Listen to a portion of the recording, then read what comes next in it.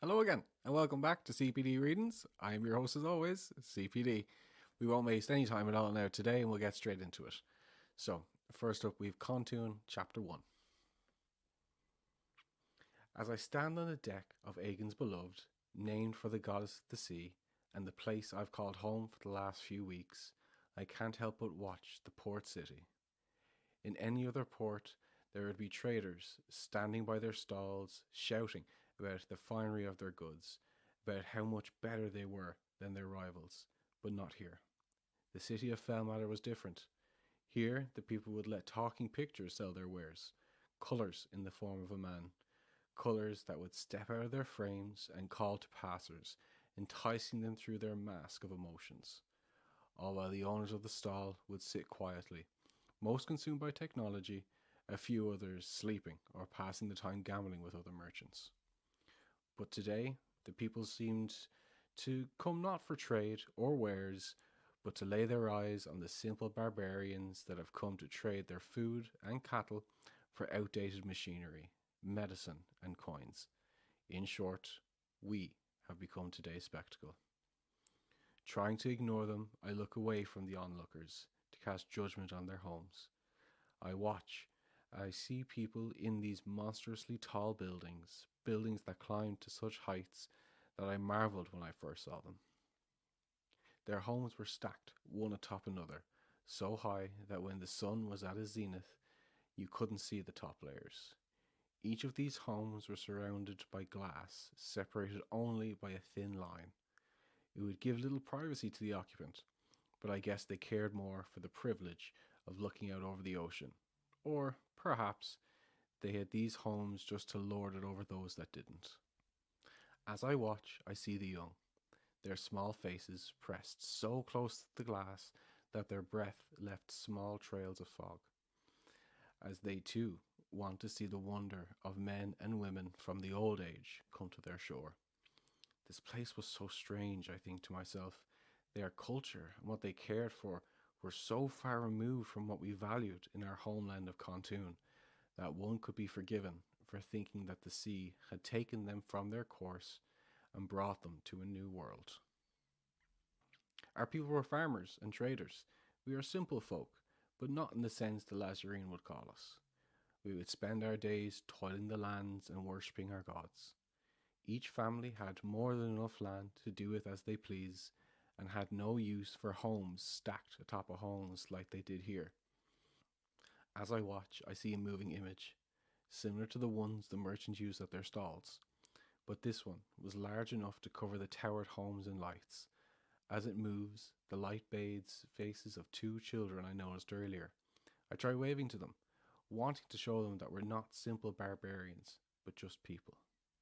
As I wave, one of the children runs away, not wanting to be seen, but the other stays rooted to the spot, a wide smile coming to her face as she gives an enthusiastic wave. Almost as soon as the child waves, another figure comes into view, someone who I can only assume to be the child's mother. The woman pulls her away from the window. A moment later, the woman reappears, staring down her hooked nose before resting her hand on the glass. As she does, a darkness slowly extends out from her hand and covers the glass in pure darkness. With the children gone, my eyes idly wander back to the large moving image. It shows the latest product that these people needed to buy or be left behind. These people truly are slaves to product. They only produce the things that people want and not what their people needed. And as a stark reminder, my eyes fall away from the towers to see the other half of the city. This half were barely clothed and as thin as an oar. They were left to fend for themselves, ignored by those above them. They were discarded like unwanted trash and left in the streets to rot and beg. These are the people who built these towers, who would have toiled day after day to build these grand structures, and after their use had been spent, were forgotten. They were those who had spent their lives building, and when their strength had fled from them due to age or loss of limb, became discarded by that society. With no purpose left to them, most would spend their monies in health and highs, saying that they could see into different worlds. As these heights reached their crescendo, they swore that they could see angels dancing above them, offering the greatest pleasures this world had, all while their bodies rotted from the inside. Yes, these were the people we traded with, those that had too much and those that had nothing. Disparity makes me sick. Not wanting to look at the city any longer, I walked to the other side of the ship, looking out onto the ocean. I take in a sharp inhale, trying to get the stink of the city out of my nostrils, but it was no use. We were surrounded by the stench, mired in it.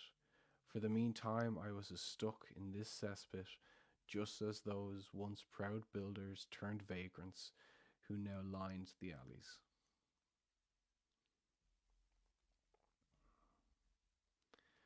As I stare out onto the ocean, a voice calls from behind me. What's wrong, Calby? Sick of the smell already? A small smile coming to my face at hearing the voice. It belongs to the ship's captain and my oldest friend, Brim. Siding up next to me, he offers a mug. I half turn to look at the man. Brim was slightly younger than I, but you couldn't tell by looking at us. Where I was a typical height for our people, Brim was tall. He lorded that over me for years when we were young, always calling me Little Kel. Where I was broad in body with thick shoulders and neck, Brim was slight and long-limbed. Where I had a rough red beard and tight hair, Brim had a black and silver beard cut tight to his face, with long hair that would always be tied behind him. The only traits we share is our love for telling the stories about the scars we had gotten from our fights, our dislike of the Lazarines, and our love for home. Brim gives the mug a little shake, as his stretching arm moves ever closer to my mouth. Little early in the day for it, isn't it? I ask. Too early in the day for ale? Brim replies, in a tone that suggests my wits have gone to the dogs. It's never too early in the day for ale, he says, treating me to a large belch. Besides, he says, leaning in closer, it helps get rid of the smell of this place, he says, now pressing the mug to my mouth. I take the mug from him, and at the same time push him away from me. Gods, man, how much have you drunk? Not nearly enough, he quickly replies. I can still smell them, he says, laughing, his jovial nature infecting me, causing me to laugh along with him. Anyway, what's the matter with you? Them, I say, nodding towards the city. I just can't look at them anymore, brother. They care more for their machines than they do about their own people. It just doesn't make any feckin' sense. I know, he replies, but we need what they have to offer, and they need us. It's just how it goes, brother. We stand there in silence, staring at the city a few minutes longer. Anyway, it shouldn't be much longer now. Nathaniel shall be back from trading soon. Come on, let's play some dice. Take your mind off this place. Play dice? With you? You think that I don't like the money in my pocket? Oh, come on, just a few games. It'll help pass the time. After less than 10 minutes, I had given in and was playing dice with the rest of the crew. And a few minutes after that, I began shouting and calling them all cheats. It was safe to say I was never very good at dice. Sitting to one side, now just a bystander, I watch as the rest of the crew, well, those who hadn't snuck off into the leisure underbelly for more exotic entertainment, placed their bets and drank. Some few sang, but all would periodically look over the bow, hoping to see Nathaniel walking towards them.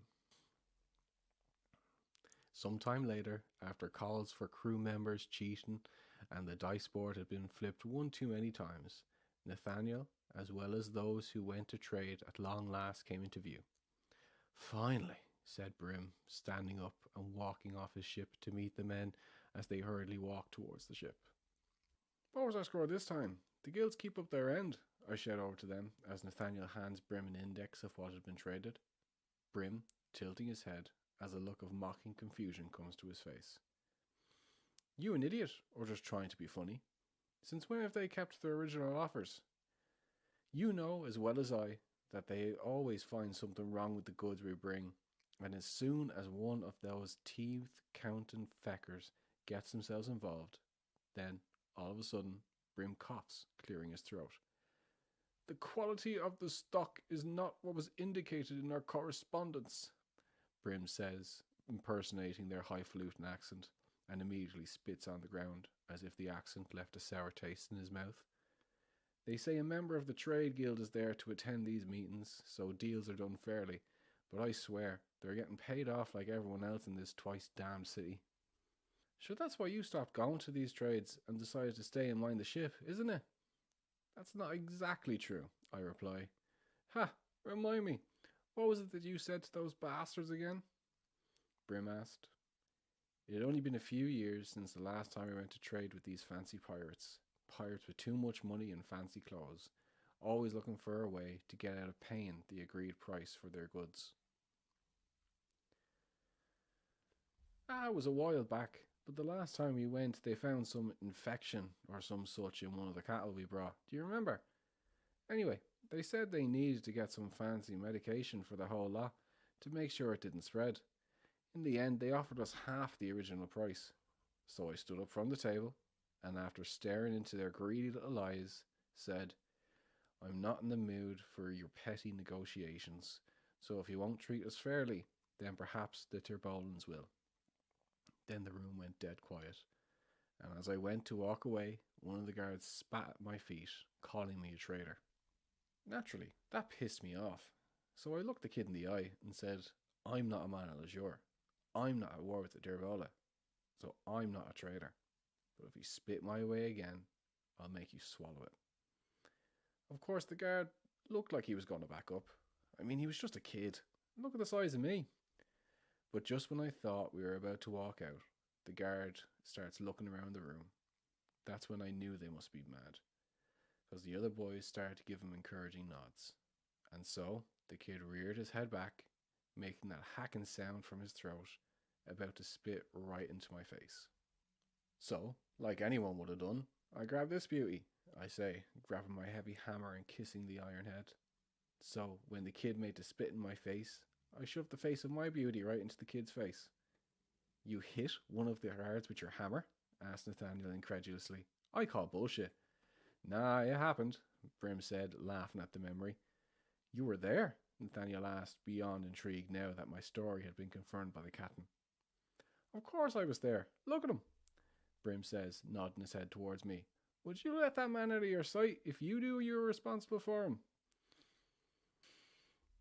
Yeah, I speak up. Do you want to hear the rest of the story now, or are you bored? Nathaniel starts eagerly nodding. So, as I was saying, after the guard gave my beauty a kiss, he went stumbling, and his hand going to his mouth. Then, when he took his hand away, and seeing it full of blood, his anger overtook his sense. It's something in the eyes. You'll know it when you see it.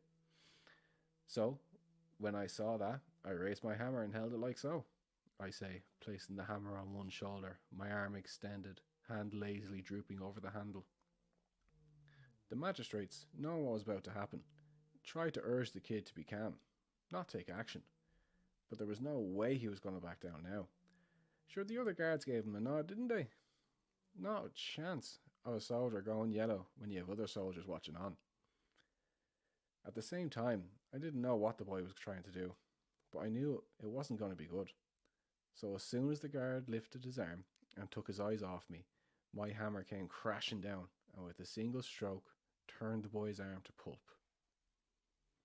Then the kid fell to a knee, screaming in pain as he stared at the ruin that his arm had become. And really, it was a ruin.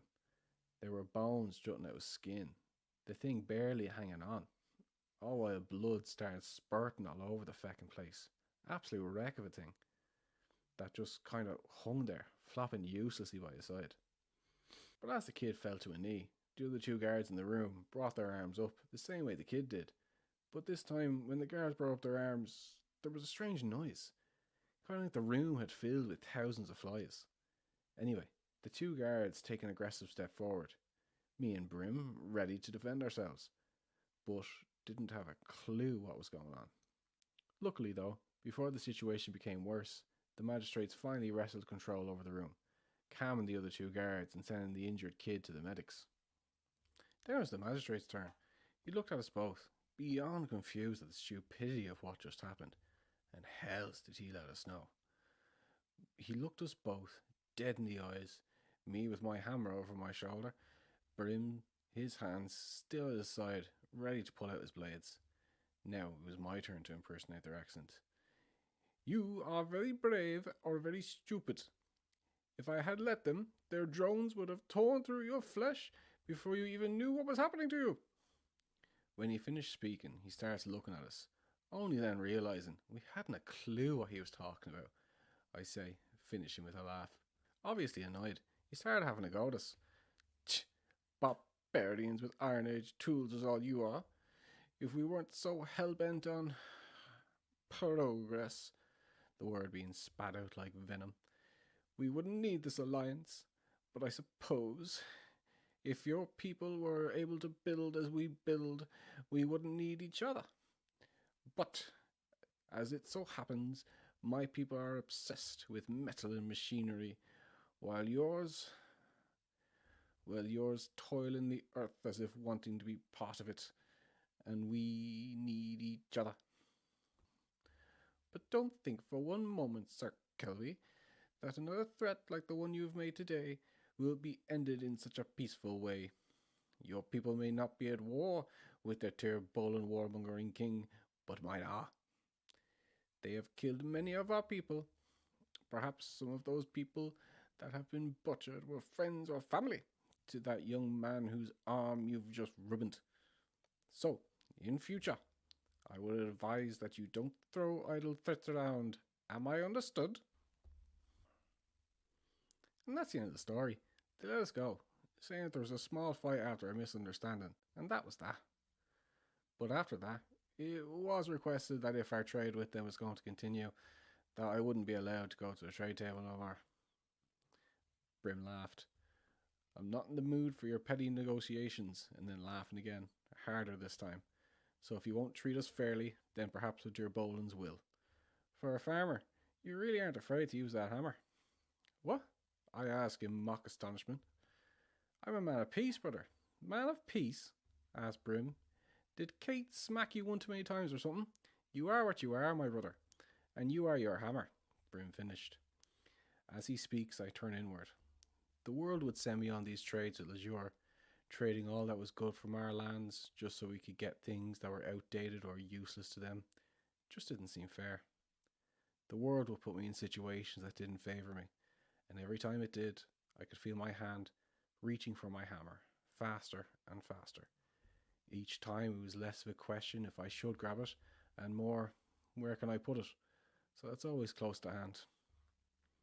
I like to think of myself as a peaceful man, or rather, I wish that I could be a man of peace, that I could stay in my land, surrounded by my wife and children, that I could work the land until I became too old or too frail to do it anymore. And when that day came, I would leave the land to my sons, like my father had done before. That's the life I want, the life I dreamt of. But it seemed that the world had different ideas. Placing my hammer back into the strap, tying it to the side of the ship, I looked down at it. It's the weapon of our people. Traditionally, it has been used for burying scarpier tunnels, to keep the creatures of the wildlands away from our homes. But I suppose all tools have more than one use. Knowing I had been in my own mind too long, I shout back, Exactly! I am my hammer, and my hammer creates peace. Therefore, I am a man of peace. I finish with a forced laugh, trying to ease my discomfort. That's why you need me to stay here, and keep the peace, I finish, jokingly. Yeah, a great man of peace I am, I think to myself. And there was always the reason, the excuse I make to grab my hammer and smash through any problem. Sure, the last time I spoke to the magistrates came after a few short months of back and forth travel, all the while dealing with the deep's creatures. But I wasn't about to sit there and let these painted pricks steal from us. So I gave them the same treatment that I would give to any other pirate that would try to rob us, or the Razorbacks that would come to eat our cattle, or any of the rest of us. I let them kiss my beauty.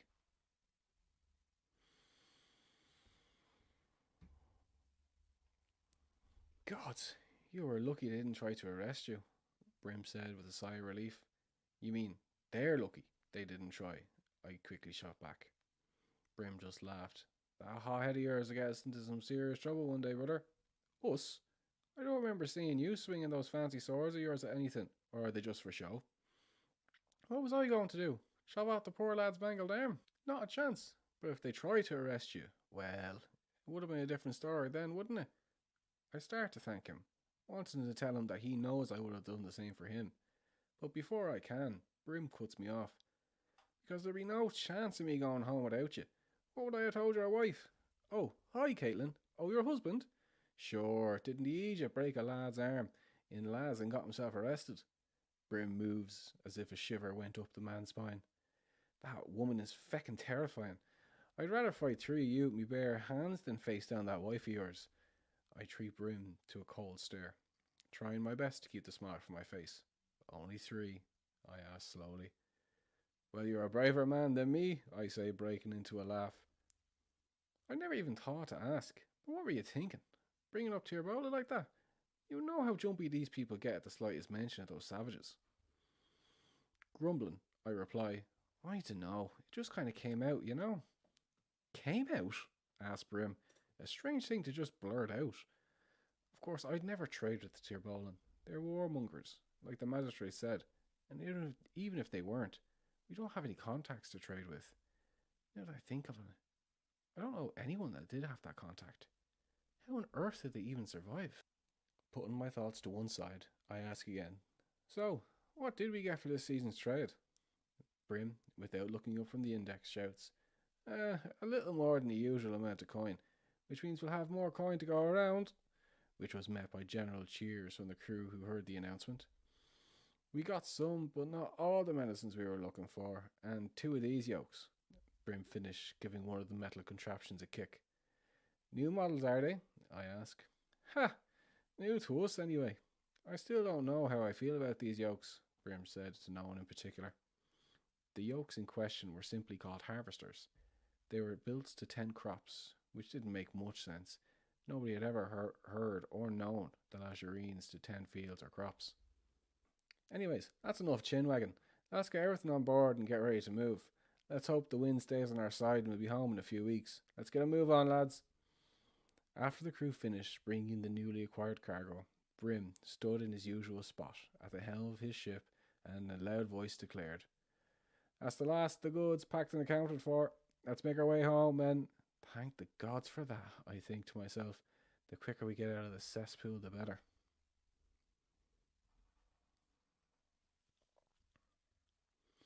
The rest of the crew start cheering at the captain's words.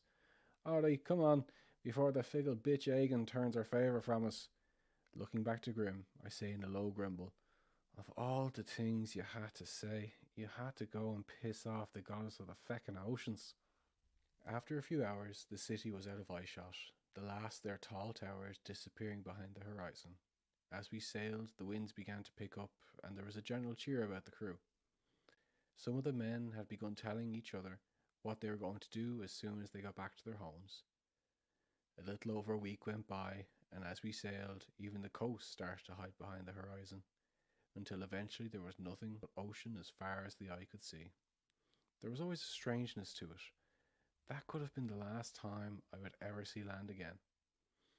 It was something each man on the crew knew, of course. Some prayed that their god or goddess would bring them back to their home safely, to their families and wives, to their farms and lands. It might not help, but it couldn't hurt, Caitlin would always remind me whenever I'd have to leave on these voyages. Most men who sailed would pray to Aegon, goddess of the ocean and winds. You spent a lot of time on the ocean, so praying to her made sense. But I preferred to pray to her elder sister, Gwentariel, goddess of the lands, life and harvest. She wasn't nearly as fickle as Aegon. I would pray that the crops went well without me, that my family were well, and she would protect them until I came back to them. Stepping to the side of the ship, I take in a deep breath, letting the salt air fill my lungs. I loved it, the freshness of it, the purity of the air. Eventually, I'd return home and work on our farm, like most of the other men on board. But this is where my heart was free, away from civilization. I stand there doing nothing more than enjoying the moment as I stare out over the ocean. Watching pods of quellinks breaking the water's surface. They were huge beasts, some of them nearly as long as the ship. They were a mix of blue and white. The young ones had yellow spots that ran along their body. As they matured, those spots would fade and turn to a greenish tint that would gleam as its scales broke through the surface of the waters. It had long whiskers that would bend away from the face and down along the creature's sides. The ends of its fins were frilled, like one of the dresses the women would wear back in Laz. They were massive beasts, but they were harmless. Well, as long as you stayed out of their way, they were harmless, unlike the damned razorbacks. You couldn't see those sea demons until they were right on top of you, preferring to swim in choppier waters to help hide their stalking and approach their victims unaware. Ugh, I hate the sea, Nathaniel moaned as he came up to my side. You hate the sea? I asked. But you're a trader. How could you hate the sea? I am a farmer, Nathaniel moaned, sounding like he was fighting to keep his breakfast down. I go on these trips so I can sell my crops and livestock like the rest of you. But I'm just a farmer, gal. I miss the feel of mud under my feet, he said, almost sounding nostalgic, as if he were remembering a lost love before losing the fight and sharing his last meal with the seas he hated so much. Feeling for the man, I give him a light pat in the back. Well, friend, we have another couple of weeks of this, so I hope you find your sea legs and quickly, or you might not make it back to your mud. I meant it as a joke, but as I said the words, I could see Nathaniel's face go an even paler shade of white. Ugh, all this damn Viralkien, how can you even stand it? Moaned Nathaniel before giving up on being on deck, saying he was going to go below and try and get some sleep. With that, I was left once again to my silence. Not 10 minutes had gone by before Brim started shouting out orders to the rest of the crew. Hearing my name over the din, I look around and spot Brim. Kel, get under the deck and make sure the cargo is secured. I can feel a nasty storm brewing.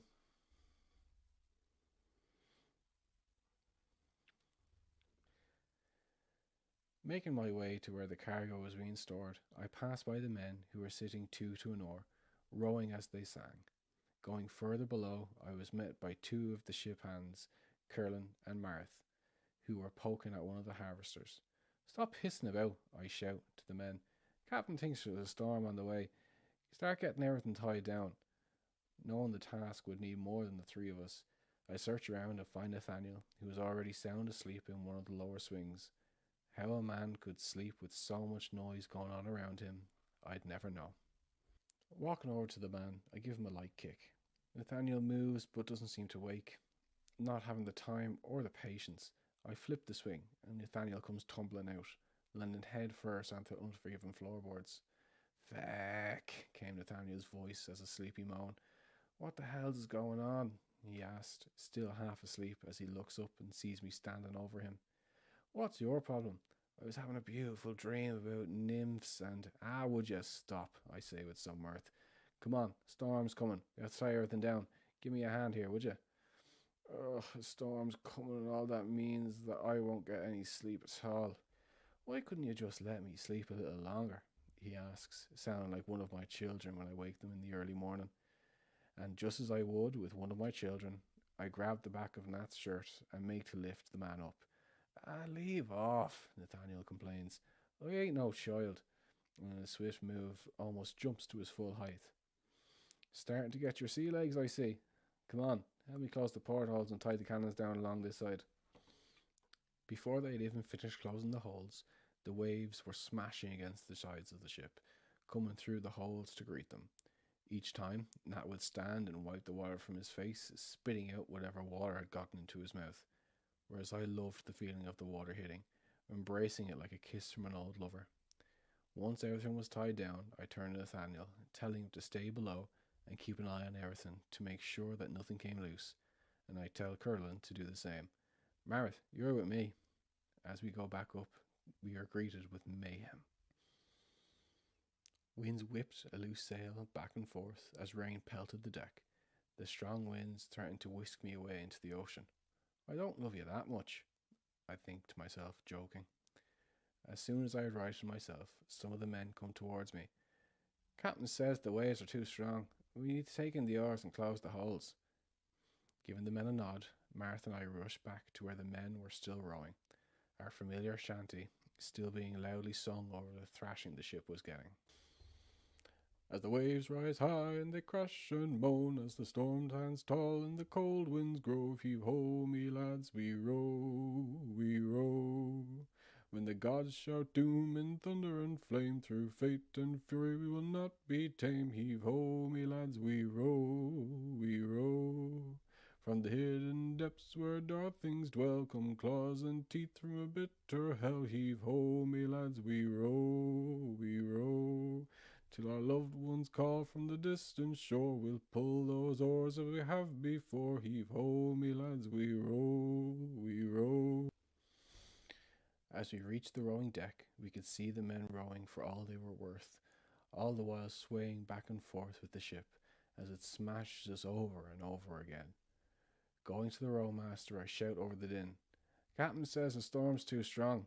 Get all the men to pull in their oars and close up the holes. There's too much water getting in. As the singing stops and the oars were being pulled in, I thought I could hear something else hit us. Thinking it was just a particularly harsh wave, I ignore it. Then it hit again, and again. Feeling my stomach sink, I call for the men to be quiet. Moving to one of the still open holes, I try looking out, the fierce wind and crashing waves making it almost impossible. As others see what I'm doing, they grow curious and try themselves. Then I see what I'm looking for, unusual shapes in the water. At first, looking simply like driftwood, flowing through the waves, then seeing another and another. I turn to the men who still look out at the sea, trying to warn them, but it was too late.